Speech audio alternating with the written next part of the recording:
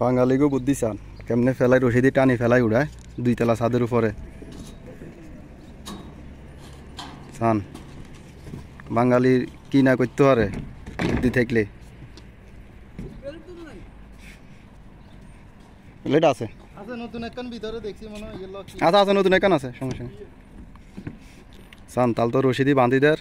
আর এই যে ফাটান দুগা আছে টানিয়া নিয়ে উঠ ফুটাইব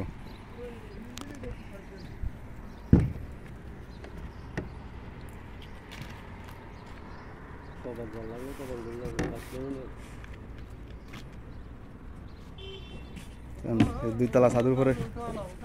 কেমনে টানি উঠাইতে আছে ফাটা নগল দেখছি নি টানতে আছে কেমনে ফেলাই এই তো ফেলাই টানি উঠালাইতে আছে সান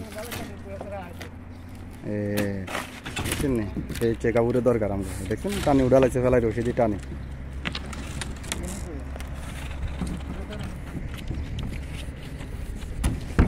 প্রায় 12 মিটার উপরে উঠালাইছে টানি রশিদি